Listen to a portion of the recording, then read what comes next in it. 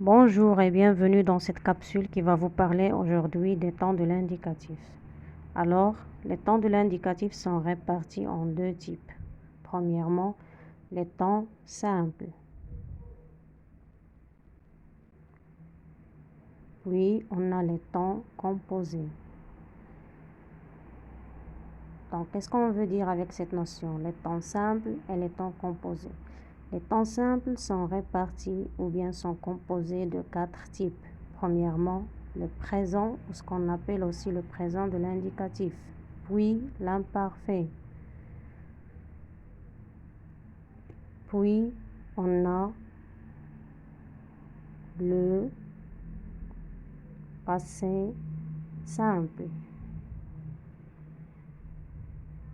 Et finalement, on a le futur simple. Très bien. Donc, passons maintenant au temps de l'indicatif composé. Donc, déjà, on dit des temps composés parce qu'ils sont composés de deux mots. Bien évidemment, on commence par le passé composé. Puis, on a le plus que parfait.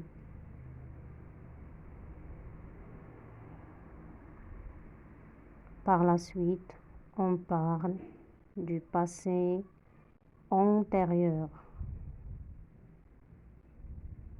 Et finalement, on a le futur antérieur.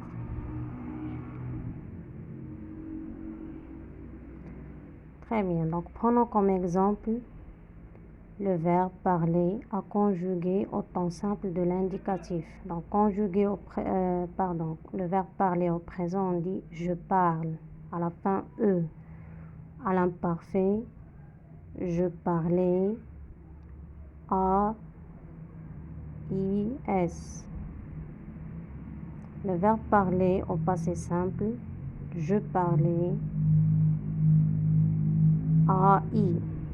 Et finalement, on a le verbe parler au futur simple, je parlerai. Bien sûr, on garde la marque de l'infinitif et on ajoute la terminaison du futur qui est AI.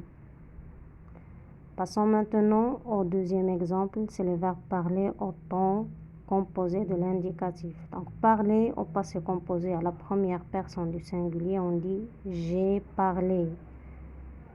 Comme vous voyez ici, il est composé de l'auxiliaire avoir plus le participe passé du verbe parler. Au plus que parfait, on dit j'avais parlé. L'auxiliaire avoir à l'imparfait plus le participe passé du verbe. Puis, au passé antérieur, on dit j'eus parlé.